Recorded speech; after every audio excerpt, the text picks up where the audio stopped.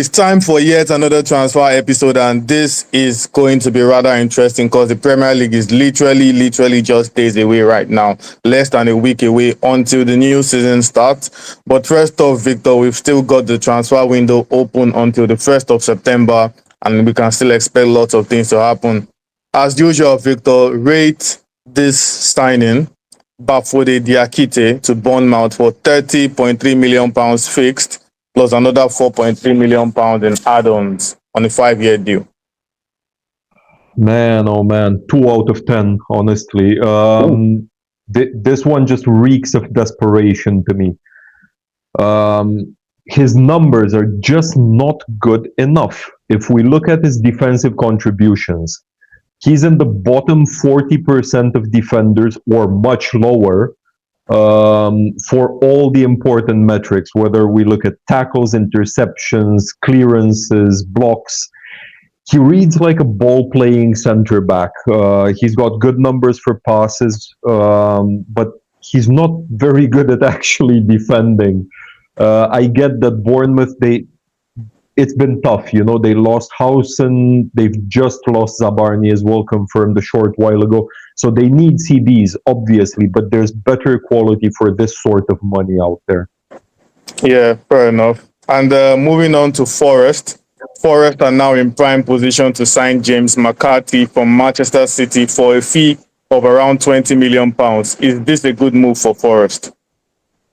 I would say so, yeah, especially for this sort of fee.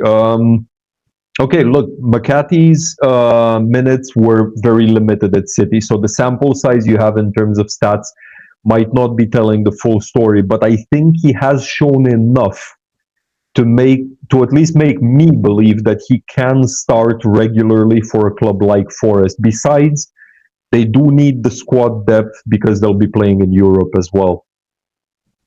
Yeah, fair enough. And over to you, Max.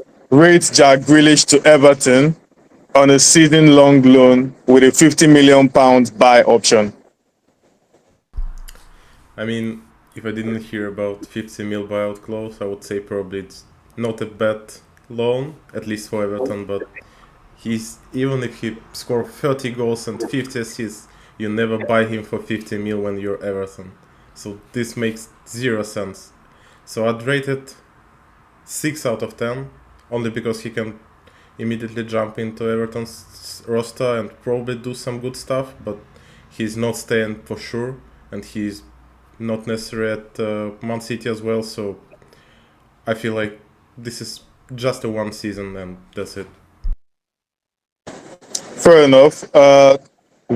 Still with you, Max. Tottenham have opened talks to sign Savinho from Manchester City just after a season that Savinho joined, and there's a £50 million price being mentioned. Do you think that is a good deal for Spurs? I mean, they need somebody to replace Son, obviously, but for 50 mil, he didn't really show a lot for Man City last season. Yeah, he was flashy, he was doing a lot of assists, but he was never scoring goals.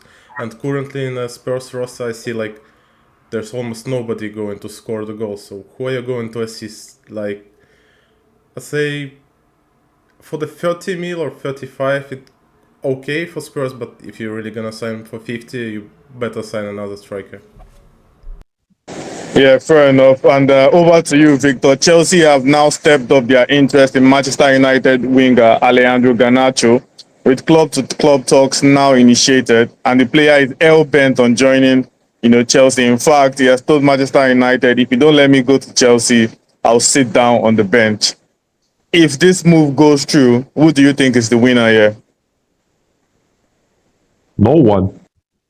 Seriously, just no one.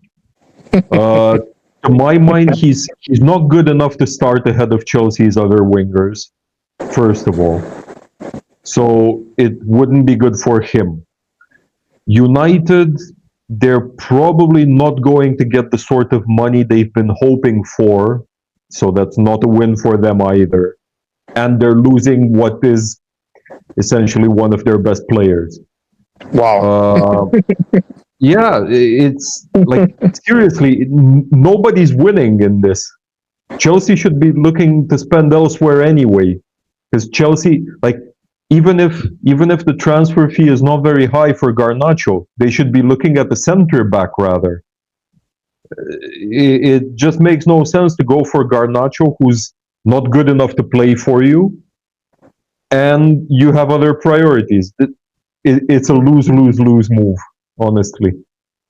Fair enough. Fair enough. Lose, lose, lose. That's interesting.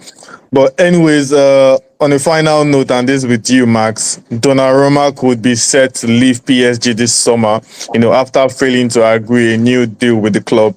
United and Chelsea have been linked, with the goalkeeper, but Chelsea have come out to say they are happy with their goalkeepers. Do you think United should be jumping at a goalkeeper like Donnarumma if he is now available? I mean, of course, Chelsea are happy with their goalkeepers because they have like 7 goalkeepers currently. I don't know, but actually, I still don't really feel like Onana is the biggest problem at United. But obviously, if you can sign Donnarumma, you do it any day, any money, because he's one of the best keepers nowadays. He won a lot of trophies last season with PSG. He's shown a lot of impact for the team. So if you can bring him to Old Trafford, obviously you're gonna do it. Okay, in my own opinion, I think this is going to be a signing that strongly improves United just because of how bad Onana is. But maybe that's me talking. And on that note, we're going to have to end, this transfer episode here, and probably by the next time we'll be doing this video, we'll be preparing for the season proper. And on that note, it's safe to say, Manchester United fans, you want to start avoiding our videos maybe because it's going to be a very messy one from then. But yeah, we'll be bringing you all the latest transfer developments as they happen.